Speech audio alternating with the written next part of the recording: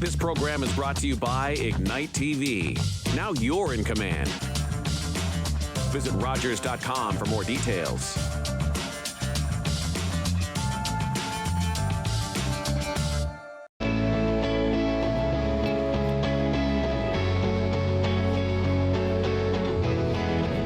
Welcome to We All Belong, Our Neighbors, Our Community.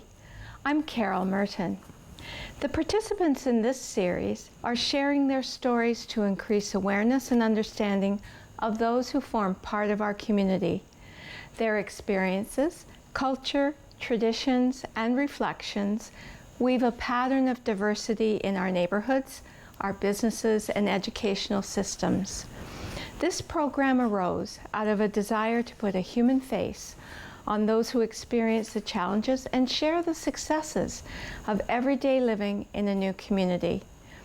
By listening to their stories and seeing our community and neighborhoods through their eyes, it is our hope that we can appreciate what we have and what we share in common. One by one, each by each, we can demonstrate that being inclusive is part of a journey of learning, sharing, and building community together. This particular segment of We All Belong, Our Neighbors, Our Community is focused on breaking down the common myths about immigration in Canada. Why are we doing this? Anti-immigration sentiments are still prevalent and present in Canada, despite research that shows that immigration is beneficial to Canada. Canadians and the newcomers that settle here benefit from each other. I'm pleased to welcome Suneet Kurkeja to the program today. And Suneet was going to share with the community some responses to questions that I sent to her ahead of time. I gave her her homework. And we are going to share collective stories about action against racism and discrimination. These questions are a bit difficult for me to ask, but they are questions that I researched and that Suneet has agreed she's comfortable answering. So let's begin. Here are some common myths that require frank, respectful, and open conversation. Myth number 1. Immigrants are a burden on the Canadian economy. So welcome, Suneet, and over to you. Firstly, thank you, Carol, for having me on the show today, and thank you, Rogers TV, for giving me the opportunity to talk about some of the myths that we often hear in our society, in our community. Yeah. And like I always say, all questions are welcome. Yeah. Never be hesitant to ask the questions. So, Carol, when you gave me the list of the questions, I was so thankful, right?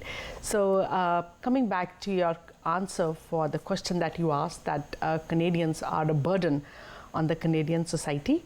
So I personally feel that this is a very broad, misleading and a generalized statement of the word burden that is used for immigrants. So as far as I am aware, being in Canada for over 9 years, Canada is one of the most diverse countries, which has a lot of cultures, a lot of community. It has that entire aura of multiculturalism around it, right? So immigrants do contribute to all that diversity and all that multiculturalism. So, and I get the word, I get it, the word burden when people talk about that. And I think it stems up from the fact that, or it's directly associated with the cost of social services and healthcare system. Right, yeah. So which, as immigrants, Canadians who are born and brought up here, might think, oh, we have so many immigrants, so they're going to tap into the social services or tap into the costs of healthcare. But I defer that. I always say that yes, there is a cost associated to that, but in the long term, all these immigrants who are coming to Canada to make this country their home, they are contributing to the economic development of the country, right? Yeah. So they are adding value to it. They are working, they are volunteers, they are working as healthcare providers, healthcare professionals. So I just find that it is not the word burden. it's a kind of a very broad and a generalized statement to use. So you're saying there's a counterbalance to the word burden, Absolutely. and that's contribution. Yes. And that you have to balance that perspective. Absolutely. Yeah, thank you. Question number 2, and this is myth number 2. Okay. Immigrants take jobs from Canadians. Again, the relationship between immigration and a job market, Carol, is really complex. Okay, tell me more. So, again, like the myth that, again, because we are talking about myths, so the myth that that immigrants takes jobs away from the born and brought up Canadians or naturalized Canadians is again misleading in itself. So immigration is directly associated with the labor force and the job market in Canada. Even the ministry, a lot of the areas, or whenever mass immigration happens, there are different levels of the government, like the express entry field, which will allow entry of a profession that's in demand in Canada. Okay. If somebody is short lawyers, then they open up the entry for lawyers. If you're short physicians, there is a stream in which the physicians can come, right? So because we are talking about the labor market, so immigrants tend to come and fill up the gaps in the labor market, right? And some of the immigration is, especially in the express entry, is by choice. It's by choice with the professionals wanting to come and immigrate to Canada for better perspectives, because it's one of the safest countries, and they end up working in those fields, right? And contributing to the tax base. Even in a small town like Owen Sound, there are a lot of businesses that are owned by immigrants. So they generate that revenue. They employ more people, and they don't discriminate against immigrants or born Canadians. So in any other restaurant or a motel which is owned by an immigrant, it'll be a balance of the labor market.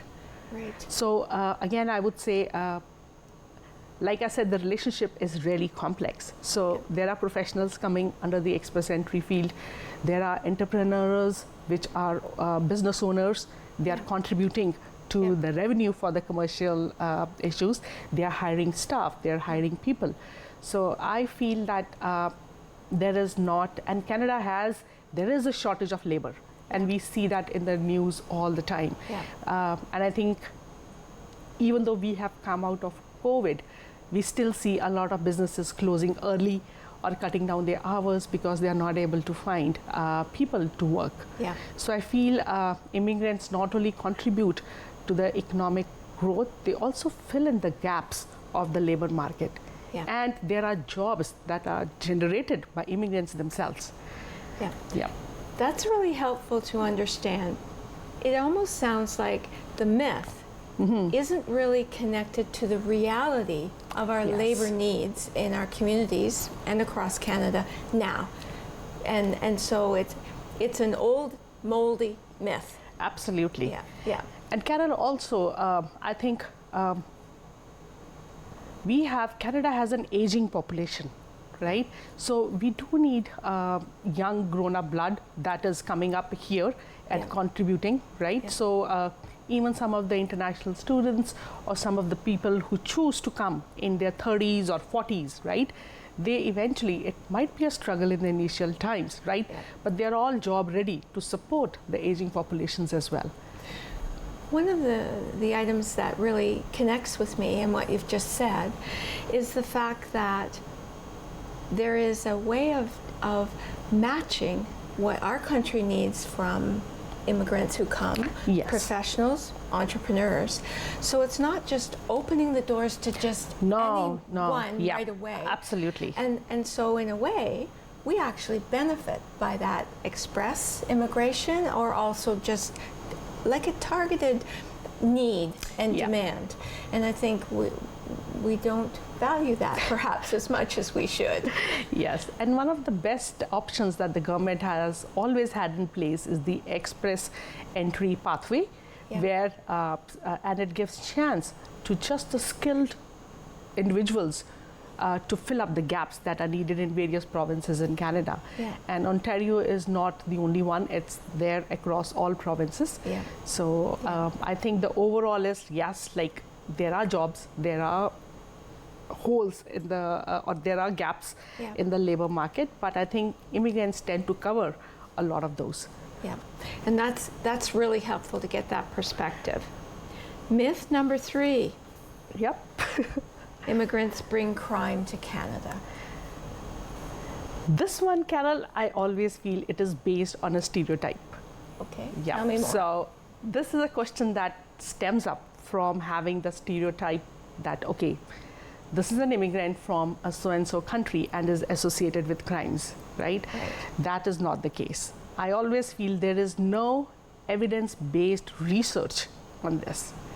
So research has always shown that when crime happens, it is equal between people who are born Canadians and people who are immigrants. Yeah.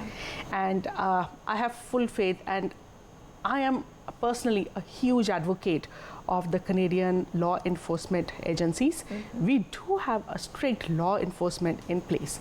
Yeah. And I don't know if most people are aware, as an immigrant, when somebody decides to immigrate to Canada, they have to follow a series of safety protocols. They are properly scanned. You need to get a police reference check from your own country. You're scanned as, like, you are actually screened for security, and only when you are cleared by all those 6 or 7 steps of security, you get entry into Canada. Interesting. And we have that system at place with the Border Security Services and with IRCC, which is the Immigration, Refugee, Citizenship Canada. They screen people before they land up in Canada, right? And again, if crime happens, it is irrespective of the fact that it is a crime that is associated with an immigrant. Immigrants have a higher fear of committing crimes because there is the issue of getting deported back to the country. So imagine if you're from a war-torn country and you end up committing a crime. The law is you get deported back right away. So again, I just find that there is no evidence-based stats Yeah. on this. Yeah. So I just find that this whole statement, it is based on a certain stereotype Yeah. towards immigrants. And again, it's helpful to know about the screening. Yep. And also the fact that deportation is still an option. It's still an option. Like you can be deported the minute you violate a certain crime. Does not matter if you are a permanent resident status, a work permit, student, or a Canadian citizen later on. Yep. So, yeah. Myth number 4. Internationally trained professionals are not as qualified as Canadian professionals. Now you're smiling at this one. Yes. So, again, this one always gets me. I do not know what's the difference between a human body here in Canada and a human body somewhere in the other part of the world, right? Biology is biology, Yeah. right? So most of the countries, they follow a high standard of educations, especially when it comes to those professional colleges, right? Yes. The curriculum in today's world is all international. So it's not just a local made curriculum to suit the needs of the professionals who are there in a certain province or who are there in a certain country. So I think most of the countries are very advanced in terms of imparting education, in terms of medicine, in terms of engineering, Yeah. in terms of healthcare, right? Yeah. Yes, I agree that when you come to a different country, a country has its own codes and processes and certifications in place. The challenge here is, Carol, that the whole process of immigration, especially when people come here on a profession in demand. So Yeah. it's not that they are less qualified. It's just that the process of getting their credentials Yes. up to the mark Yes. is a long journey. Yeah. And people lose hope, they lose faith. So for a first-time immigrant into Canada, so for example, I can give my own personal experience. So I was qualified professional biochemist back home in India. And I came to Canada under the express entry visa where biochemists were needed, and it was a profession in demand. And I got my permanent residency within 3 months. And my husband was a lawyer, so we both come up here. But did I find a job as a biochemist? No. I was clueless that either I had to go to the college or how to get my certification up to the mark. So the options for both of us as professionals in our home countries were to actually go to the college for 2 to 3 years of our lives and then work in the trade or the profession of our choice. So for some, it's not an easy haul. When you are a newcomer or an immigrant to a different country, you need to worry about food, shelter, clothing, right? So you need to worry about the education for your children. So your education is a long haul. So I just find that it's not that the professionals are not qualified. It's just they might be, the qualifications might be the same, right? Somebody might be a skilled surgeon in some part of the world, right? And he might be an excellent surgeon here as well. But for him to reach that level, there is a long haul to get their credentials in place, to get their certification in place. So it takes time. So an immigrant that is credentialed to practice in Canada, Ontario, is just as qualified. Absolutely. Because they have to go through all of that credentialing. So that's definitely a myth. And I think immigrants try harder to integrate and start because they have to start everything in a different country right from scratch. So that's what my perspective is. Nope, that's good. That's good. I'm going to skip number 5. Today's immigrants don't want to learn English. Again, a lot of misconception associated with this, right? Every immigrant that comes to Canada, they have to clear the IELTS exam, which is a basic proficiency test for English. In some of the countries like India, English is the most commonly spoken language all across the country. But in some, people are comfortable in their own native languages. So when they come here, they come with a mindset that if for their own successful integration into employment, into healthcare, for their own mental peace, right, they need to learn English. Right? And they are really motivated. At the YMCA, we run language instructions for newcomer course, and we have around 130 to 150 adult learners who join the class every day for almost 2 to 3 hours. Right? Because they want to learn the language. Right? That's come across in the interviews I've done prior to having you. And one individual said to me, when I'm offered anything, including, whatever, I say yes because it matters that I can settle and feel part of the community, and I just say yes to everything that's offered. I was so impressed with that statement. And learning English, it's a life skill. So I think every immigrant like me, we need to learn it if we have to navigate. And it's not that people don't try, they try really hard. But there is nothing wrong in preserving their own language. So they can choose to converse in their own language with their children because they want to retain that language. So there is nothing wrong with that. And it's a way of them preserving their traditions and their culture and their language. Refugees, this is myth number 7. Myth number 5 we talked a little bit about the economy and the Canadian economy, so I thought we addressed that really well. Myth number 7. Refugees and immigrants don't want to identify like Canadians. They do not wear the same clothes and bring different culture, ideology, or ideas. How do you respond to that myth? See, Carol, for me, people who leave their home countries, they have left a huge part of their lives back in the countries from where they immigrate. All they brought with themselves was the culture, which for some of them is very close to their hearts, right? And I don't see for immigrants wearing their traditional clothing, eating their traditional food, conversing in their traditional language, right? It's harmless. It is something that they consider that brings peace to them. It is a part of their history, it is a part of their culture, and they want to retain that. Yeah. And people feel proud in their culture. And how good is it that in a place like Canada, where we can totally see a person walking on the street wearing different clothes, that might arise our curiosity over that, right? Yes. So, but for them, they are comfortable in their own clothing. Yeah. It's close to their hearts, it makes them connected to their culture.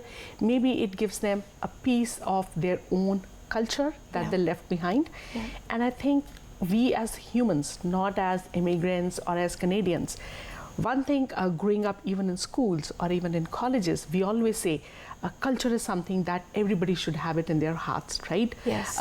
History Yes. should be preserved, Yes. right? And that we have excellent museums, Yes. which are carriers of history. So what's wrong with people preserving their own culture, their own history, eating up their traditional food? Yeah. And I look at it the other way. Like, if I want to try Egyptian food, right? I don't need to travel to Egypt.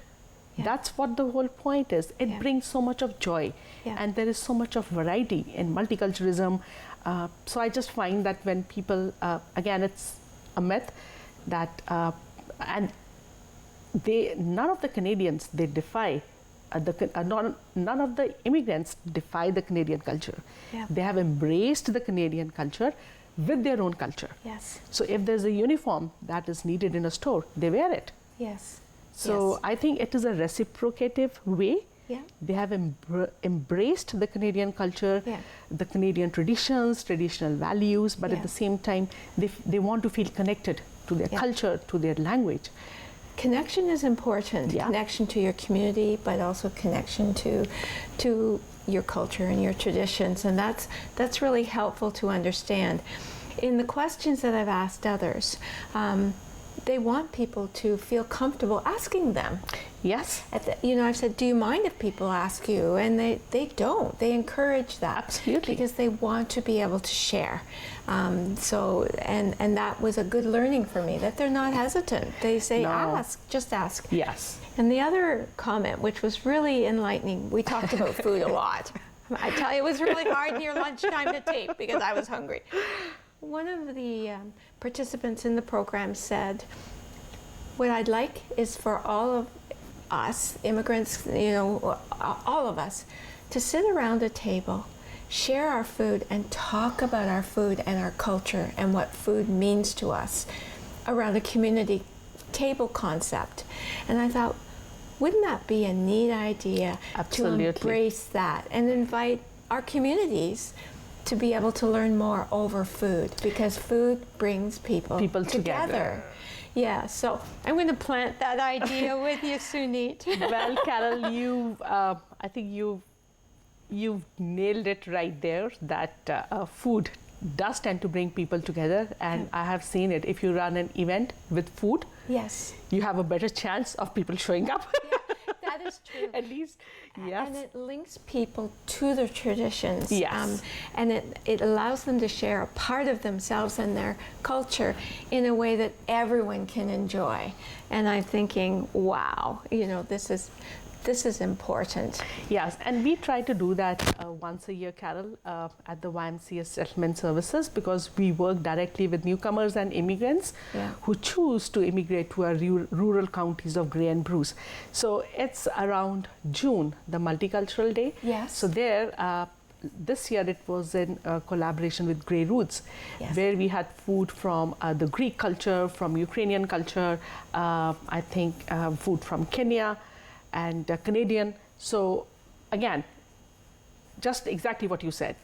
I think events like that are important, and that also helps to break some of the stereotypes and misconceptions that you and me have had a conversation today. Yeah, and I think it's so important, for sure, absolutely.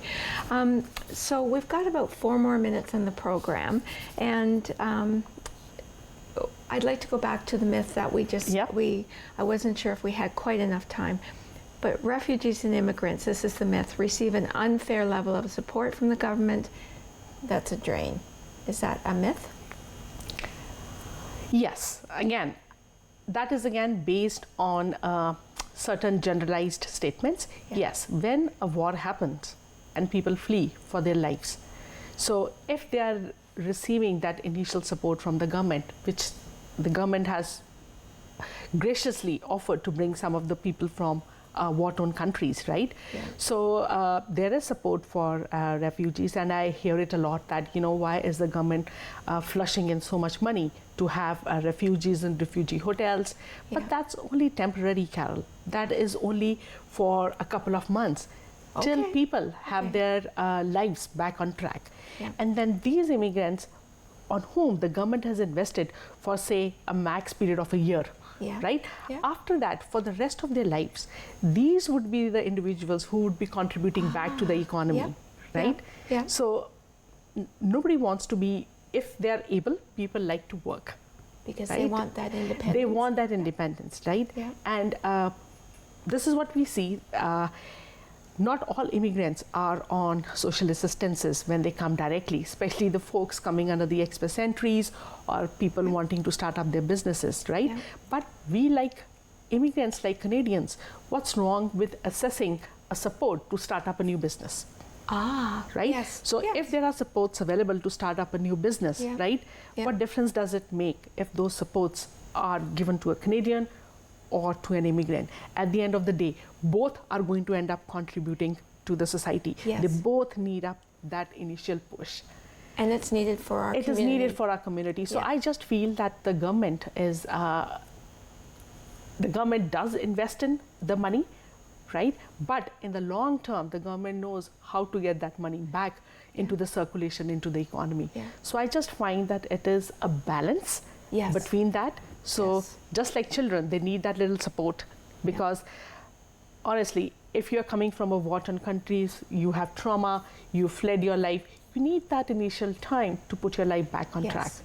And once you have that, like, people find jobs, people find a way to contribute to the society. So it's not, again, it goes to the first myth that they are a burden on the society. It's not always that case. No, they contribute. Yes. Suneet, I cannot believe our time has passed. We've had all this wonderful conversation. I want to thank you for your frank and open responses to the questions, and I appreciate what you've shared with us today. No, thank you so much, Carol. I also want to thank our viewing audience. While it's not a myth that Canada is one of the more welcoming countries to immigrants and offers several immigration pathways for newcomers to live, work, and build a life in Canada, these processes can be complex and are not always easy to understand and navigate. YMCA Immigration Services, YMCA Immigrant Services, ensures eligible newcomers to Canada receive appropriate English language training and settlement services, including assessment of needs, orientation, information and referral, and labor market information in order to feel welcomed in the community and to participate socially, culturally, and economically. These services are available to newcomers at no cost.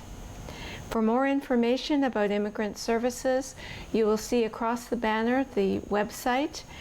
And I want to thank Suneet for joining me today, and also to you, our viewing audience, for sharing with us. Connect with us by visiting our website or email us at comments@rogerstv.com.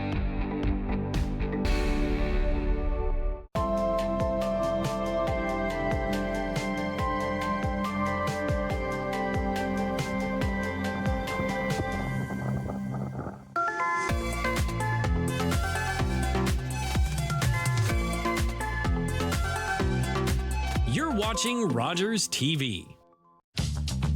This program is brought to you by Ignite TV. Now you're in command. Visit Rogers.com for more details.